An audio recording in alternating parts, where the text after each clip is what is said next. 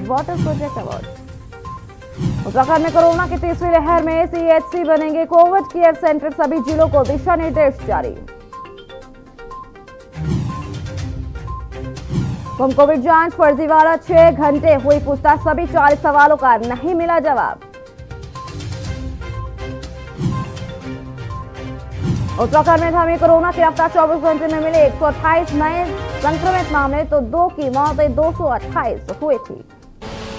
आप देख रहे हैं के न्यूज, खबरों का सारथी। खबर उत्तराखंड में स्वागत है आपका, मैं हूं आपके साथ सोनाली तोमर। खबर देहरादून से, जहां शुक्रवार को सीएम तीरथ सिंह रावत की अध्यक्षता में कैबिनेट बैठक हुई, जिसमें कई प्रस्तावों पर चर्चा की गई। बैठक समापन के बाद शासकीय प्रवक्ता सुबोध उनियाल ने बताया कि कैबिनेट में 10 फैसले किए गए हैं। 4 धाम यात्राओं को व्यवस्थित करने के लिए देवस्थानम बोर्ड और जिला प्रशासन से समन्वय करने के लिए वरिष्ठ अधिकारी की तैनाती की जाएगी। ये अधिकारी कोविड से संबंधित एसओपी को लागू करने के लिए निगरानी का काम करेंगे। सभी तीर्थ पुरोहितों को वैक्सीन लगवाई जाएगी। साथ ही साथ 1 जुलाई से चमोली में बद्रीनाथ, रुद्रप्रयाग में केदारनाथ और उत्तरकाशी में गंगोत्री यमुनोत्री दर्शन की स्थानीय अनुमति के लिए दी जाएगी। साथ ही साथ दर्शन के लिए आरटीपीसीआर या रैपिड एंटीजन टेस्ट की नेगेटिव रिपोर्ट होना अनिवार्य होगा।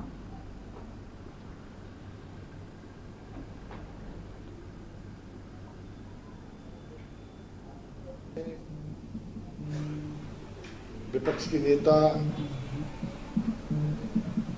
जो रही हैं और जिनका बहुत लंबा संसदीय जीवन रहा और जिनका विगत दिनों दुखद निधन हुआ था, स्वर्गीय श्रीमती इंदिरा हृदय जी के प्रति संवेदनाएं प्रकट करके 2 मिनट का मौन आत्मा की शांति के लिए रखा गया। चमोली जनपद के लिए बद्रीनाथ की यात्रा,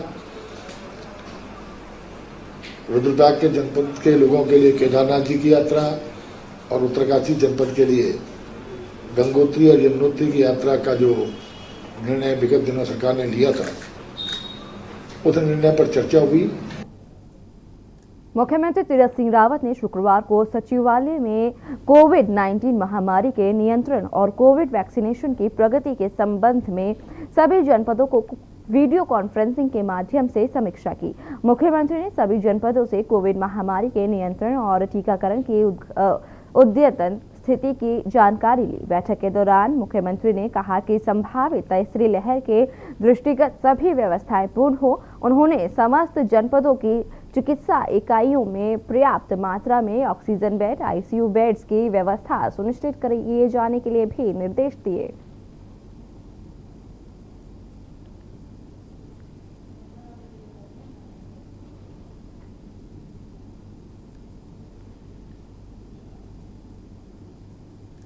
लालकुआं में रेलवे प्रशासन द्वारा नगीना कॉलेज कॉलोनी में पहुंचकर उनके घरों में लगाए गए 7 दिन के अंदर खाली करने के अल्टीमेटम नोटिस चस्पा कर आक्रोशित नगीना कॉलोनी के हजारों लोगों ने नगर में जुलूस निकालकर तहसील कार्यालय में जबरदस्त प्रदर्शन किया, जिसमें आक्रोशित लोगों ने रेलवे प्रशासन मुर्दाबाद, स्थानीय प्रशासन मुर्दाबाद, राज्य सरकार मुर्दाबाद के नारे लगाए।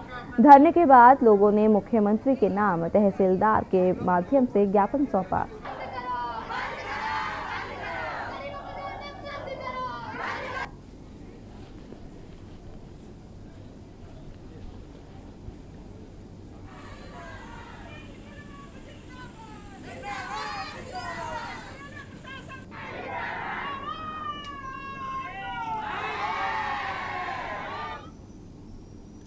देहरादून में ट्रैक रूट पर लापता हुए विदेशी ट्रैकर सहित 2 ट्रैकरों को एसडीआरएफ टीम ने सुरक्षित खोज निकाला। बता दें कि एसडीआरएफ को सूचना प्राप्त हुई कि घांगरिया हेमकुंड ट्रैक रूट में 2 विदेशी सहित कुल 4 ट्रैकर ट्रैकिंग हेतु निकल थे, जिसमें से 2 सकुशल वापस आ गए हैं, किंतु एक फॉरेनर ट्रैकर 2 ट्रैकर लापता हो गए हैं, जिनसे कोई संपर्क नहीं हो पा रहा है।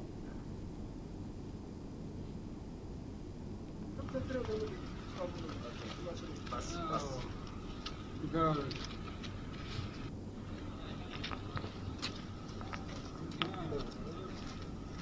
पकड़ो।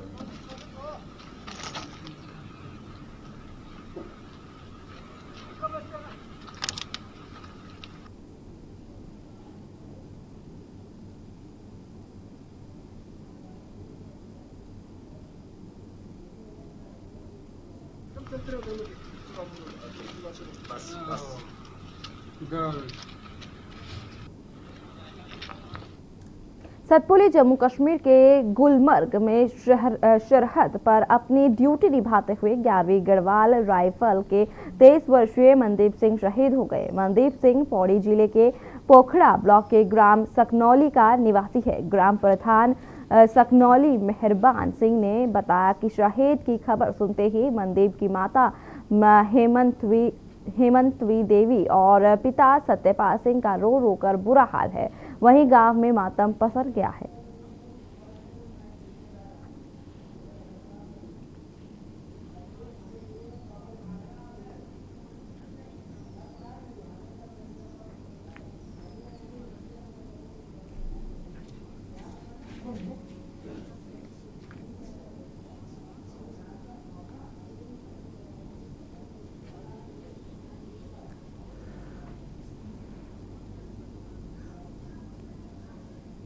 डोईवाला के भानियावाला क्षेत्र में 10 घंटे के रेस्क्यू ऑपरेशन के बाद झाड़ियों के बीच छुपे हुए गुलदार को पकड़ने में वन विभाग की टीम कामयाब हुई। भानियावाला रिहायशी और भीड़भाड़ वाला इलाका होने के कारण वन विभाग की टीम को लोगों की भीड़ के कारण कड़ी मशक्कत का सामना करना पड़ा, जिस वजह से गुलदार काफी आक्रामक रुख अख्तियार किए हुए था।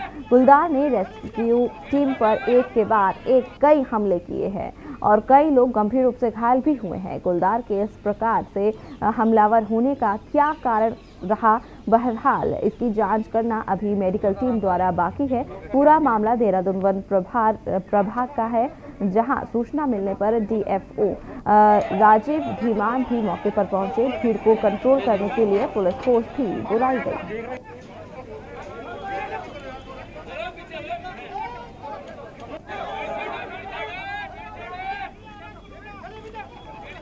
गुलदार जो है बहुत एग्रेसिव था और ये चूँकि बस्ती के बीच में है तो निसंदेह ऐसे में जो है गुलदार जो है एग्रेसिव हो जाता है, इसलिए रेस्क्यू में प्रॉब्लम भी आई और कई लोगों को जो है वो चोट भी लगी।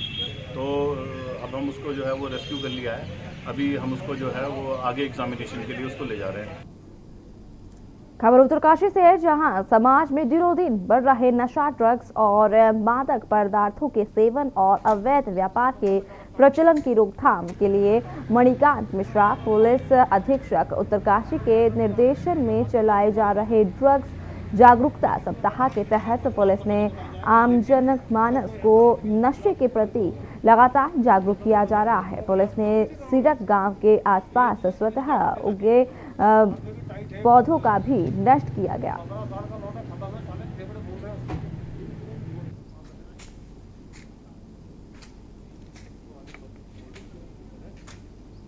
और दूसरा जो है हमारे जो एसपी सर हैं श्री मणिकांत मिश्रा जी, उन्होंने जो उद्देश्य हमें दिया है कि नशा जो है मुक्त करना है इसको जो है, तो जो भी इस प्रकार की जो है हमें सूचना मिलेगी या कोई भी चीज़ होगी उसके विरुद्ध कठोर से कठोर कार्रवाई की जाएगी, उन्हें बिल्कुल भी नहीं बख्शा जाएगा।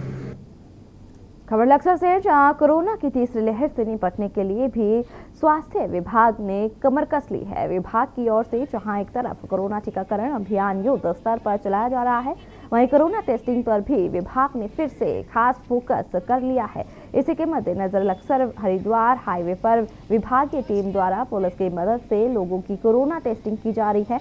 पुलिसकर्मी द्वारा बाकायदा हाईवे से गुजरने वालों वाहनों में सवार लोगों को रोककर उन्हें टीम के पास भेजा जा रहा है। टीम द्वारा उनके दस्तावेजों, खासतौर पर आधार कार्ड और उनके मोबाइल फोन नंबर का डाटा नोट करने के बाद विधिवत इनके RT-PCR सैंपल लिया जा रहा है।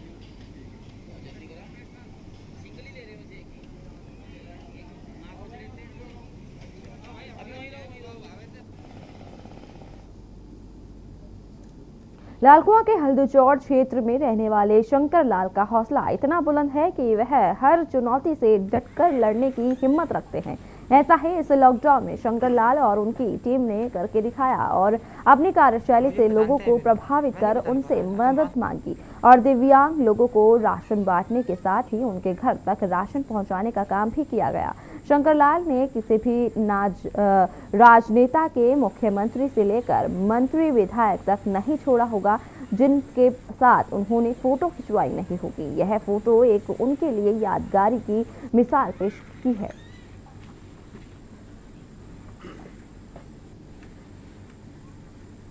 मुझे पहचानते हैं, फिर मैं नहीं पहचान पा रहा। अच्छा, मास्क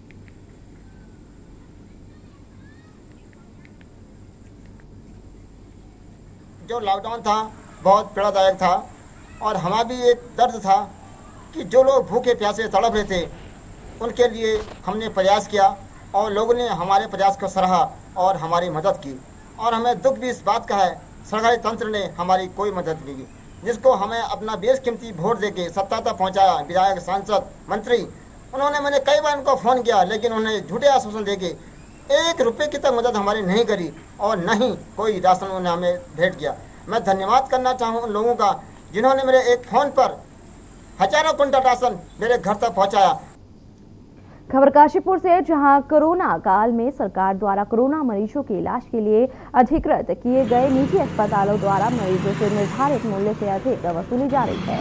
वहीं मामले में काशीपुर पुलिस ने आयुष्मान हॉस्पिटल के विरुद्ध मुकदमा दर्ज कर लिया है। पीड़ित की शिकायत पर पुलिस ने जांच के बाद मुकदमा दर्ज किया है।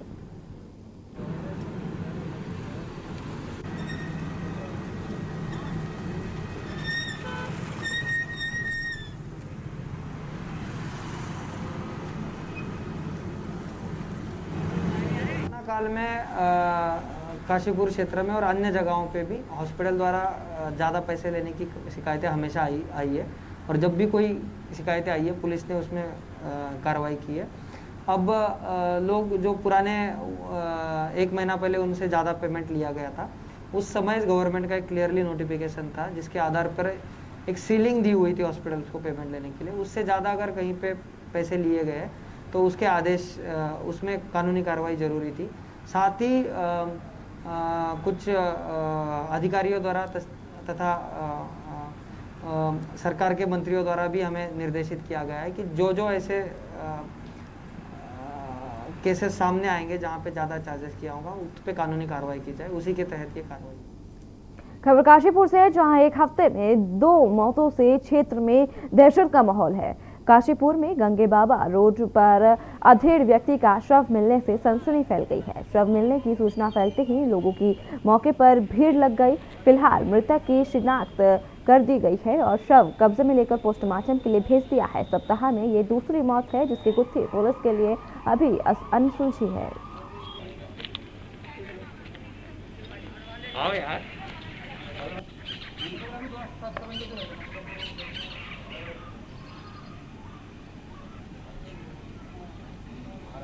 करीब 8:30 बजे के समय कोटराताल एरिया में एक अज्ञात शव मिला था जिसकी पहचान भी की गई। देखने से तो वो कोई हादसा या कोई खून खराबा नहीं लग रहा है, फिर भी बाकी जांच, पुलिस की जांच चल रही है। बॉडी पोस्टमार्टम भेजी गई है और बाकी सारा कार्रवाई पोस्टमार्टम के पश्चात।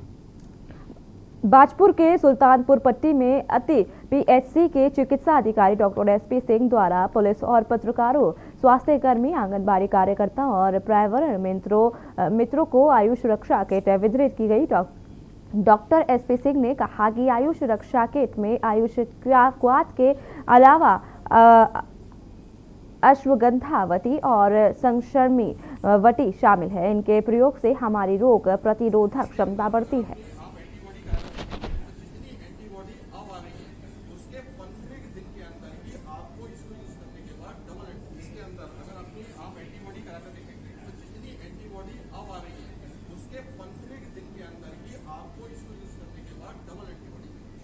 मेरे द्वारा जो आज हमारे मीडिया कर्मियों को और पुलिस कर्मियों को ये किट दी गई, ये मेरा सौभाग्य है और मैं सरकार से कहना चाहूँगा कि ये फर्स्ट लाइन कोरोना वॉरियर्स को नहीं, आम जनता के लिए भी ये होनी चाहिए।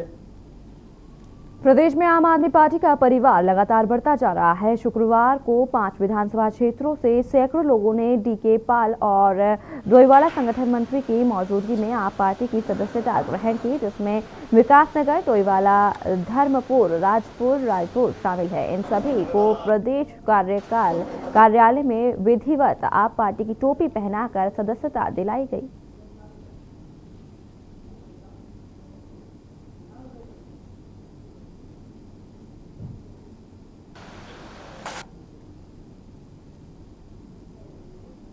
यानी कार्यकर्ता के रूप में, सदस्य के रूप में अगर किसी पार्टी में सबसे ज़्यादा बढ़ोतरी हो रही है उत्तराखंड के अंदर, वो आम आदमी पार्टी है। उसका कारण है क्योंकि आम आदमी पार्टी एक आम आदमी की पार्टी है। उसके जो मुद्दे हैं वो आम आदमी के खुशहाली के लिए हैं, उसके उज्ज्वल भविष्य के लिए, उसके परिवार के बच्चों के रोजगार के लिए हैं। इसलिए जनता का रुझान आम आदमी पार्टी पर बढ़ता जा रहा है। भाजपा प्रदेश अध्यक्ष मदन कौशिक ने एक बार फिर कांग्रेस पर हमला बोला है। उनका कहना है कि कोरोना काल में जहां भाजपा जनता की सेवा में रहती है तो वहीं कांग्रेस धरना प्रदर्शन में ही लगी रही। उन्होंने कहा कि कांग्रेस का मकसद महज विरोध करना रहा और भाजपा सेवा कार्यों में जुटी रही।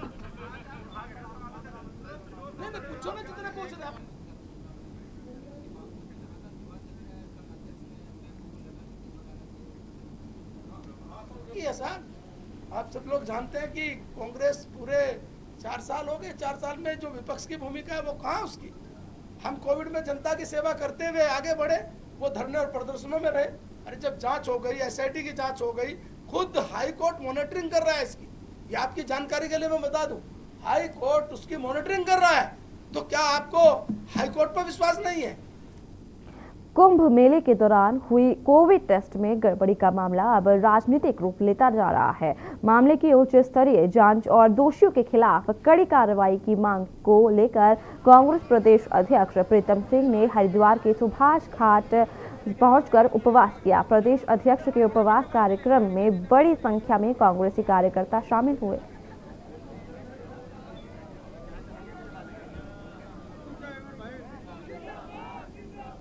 टेस्टिंग के लिए बहुत सारी एजेंसीज को सरकार ने नामित करने का काम किया और कोरोना टेस्टिंग के नाम पर जिस तरीके से भ्रष्टाचार हुआ वो भी आपके संज्ञान में है। और मैं कहूँ कि कोरोना टेस्टिंग की वजह से जो भ्रष्टाचार हुआ, जो फेक टेस्टिंग हुई, उससे पूरे देश के अंदर कोरोना की महामारी फैली। वक्त हो चला एक छोटे से ब्रेक का। ब्रेक के बाद जल्द हाजिर होंगे। आप देख रहे हैं के न्यूज, खबरों का सारथी। पर ये दिल है कि चख रहा है उन्हीं अल्फाजों का दूर कितना भी जाओ, इस जुबान से दूर ना जा पाओगे। विमल, बोलो जुबान केसरी। और खुशबू में झूम के भाई लेके आए गोल्डी मसाले। गोल्डी मसाले, खुशबू और स्वाद ऐसा तो रिश्तों में गुस्सा कैसा।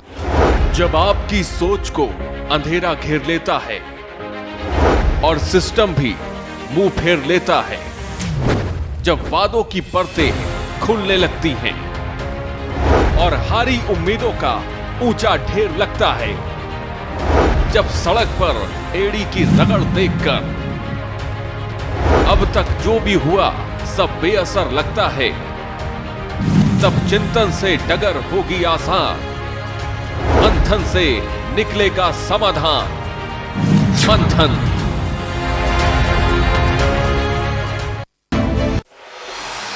कोर्ट कचहरी के ना लगे चक्कर, सबसे अधिक यही है बेहतर। लेकिन बढ़ ही जाए पाला तो कहां जाए, क्या करें? घबराए नहीं, अब हर मुश्किल होगी आसान। के न्यूज इंडिया पर वकील आपका देगा समाधान। कीजिए कॉल, पूछिए अपने सवाल। 0512 23900031 और 0512 23900032। वकील आपका हर रविवार दोपहर 3 बजे केवल के न्यूज इंडिया पर। आप देख रहे हैं के न्यूज, खबरों का सारथी। ब्रेक के बाद स्वागत है आपका। हिंदुओं का धर्मांतरण कराने वाले मुख्य आरोपी का उत्तराखंड के पंतनगर कृषि विश्वविद्यालय से नाता रहा है। यूपी एटीएस की गिरफ्त में आने के बाद उससे पूछताछ जारी है। धर्मांतरण कराने का मुख्य आरोपी उमर गौतम ने अपनी ग्रेजुएशन की डिग्री देश के जाने माने विश्वविद्यालय पंतनगर कृषि विश्वविद्यालय से ली थी। वर्ष 1980 से 1985 तक उनके द्वारा कृषि विश्वविद्यालय में रहते हुए पढ़ाई की और यहीं से वह श्यामा प्रताप सिंह गौतम से उमर गौतम बने और पास की मस्जिद में पहली नमाज भी पढ़ी। पंतनगर से डिग्री हासिल करने के बाद उमर गौतम जामिया विश्वविद्यालय दिल्ली चले गए थे।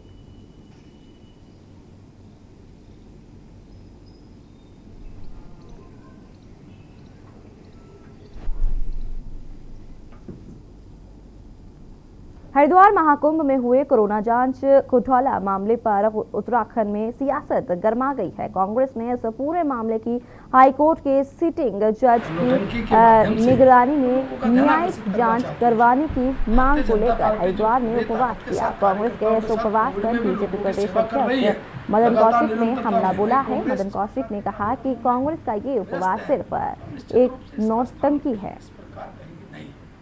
4.5 वर्षों में जो प्रदेश के लिए विपक्ष के तौर के जनादेश पर कुछ किया नहीं, आज केवल इस प्रकार का एक अपना नौटंकी के माध्यम से जिस समय ये सूचना मिली तत्काल इस पर एसआईटी गठित हो गई, जांच बैठ गई, तत्काल इस पर कार्रवाई प्रारंभ हो गई है।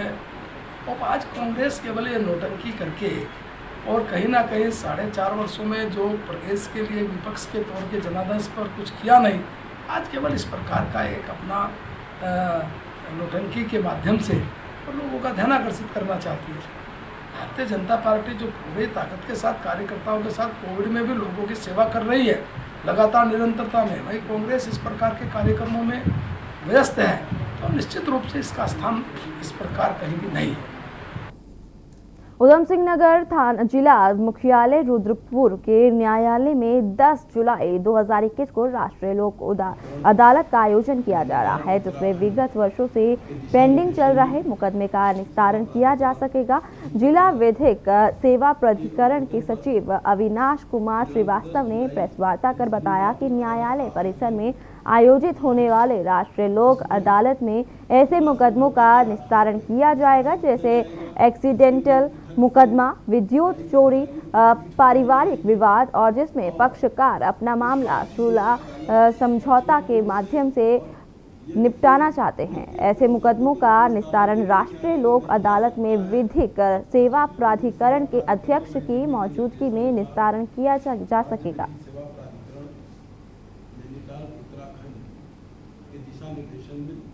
दिनांक 10 जुलाई 2021 दिन शनिवार को जिला न्यायालय परिसर उधम सिंह नगर में माननीय अध्यक्ष जिला विधिक सेवा प्राधिकरण की अध्यक्षता में राष्ट्रीय लोक अदालत का आयोजन किया जा रहा है, जिसमें सुलह समझौते के आधार पर तय होने वाले मामले जैसे मोटर एक्सीडेंटल केस के मामले, धारा 138 एनआई एक्ट चेक से संबंधित मामले, पारिवारिक विवाद, इलेक्ट्रिसिटी के मामले जिनके 135 इलेक्ट्रिसिटी एक्ट में चालान होते हैं, उसके बाद वो चालान भर करके न्यायालय में अपना मुकदमा ख़त्म कराना चाहते हैं, तो ऐसे मामले, और क्रिमिनल कंपाउंडेबल ऑफेंस यानी ऐसे आपराधिक मामले जिनमें सुलह समझौते के आधार पर पक्षकार अपना मामला निस्तारित करा सकते हैं। खबर बाजपुर से है, जहां केलाखेड़ा पुलिस ने मुखबिर की सूचना पर एक फार्म हाउस में रखी करीब 200 कुंटल खैर की लकड़ी को बरामद किया है। पुलिस ने पकड़ी गई खैर की लकड़ी को वन विभाग के सुपुर्द कर दिया है। बता दें कि बाजपुर सीओ वंदना वर्मा को सूचना मिली कि केलाखेड़ा के ग्राम गणेशपुर में एक फार्म हाउस में जंगल से काटकर खैर की लकड़ी रखी गई है। मुखबिर की सूचना पर सीओ वंदना वर्मा ने केलाखेड़ा पुलिस और वन क्षेत्राधिकारी रूपनारायण गौतम के साथ दीपक राणा के फार्म हाउस में संयुक्त रूप से छापेमारी की, जिसके बाद बड़ी कार्रवाई की गई। ये एसओ केला का मुझे फ़ोन आया था कि कहीं सूचना है। सूचना पर मैं उनके साथ यहाँ पहुँचा हूँ। सीओ मैडम पहुँच गई है यहाँ पर, और ये कोई दीपक राणा का फार्म हाउस है जहाँ पर ये खैर बरामद हुई है। अभी गिनती की जा रही है कितने पीस हैं, उस हिसाब से हम बता पाएंगे कितने घर मीटर है और उसकी क्या कॉस्ट निकलेगी। हमारे पास काफ़ी लंबे समय से सूचना आ रही थी कि क्षेत्र में अवैध खैर की लकड़ी का कटान और उसकी आवाजाही लगातार हो रही है। तो आज केलाखेड़ा पुलिस ने यहाँ पर छापा मारा, तो यहाँ पर एक गोदाम है जिस पर हमें लगभग 150 से 200 कुंटल खैर की लकड़ी बरामद हुई है। खबर उत्तराखंड में फिलहाल इतना ही। बाकी की तमाम खबरों को जानने के लिए आप देखते रहिए के न्यूज़ इंडिया।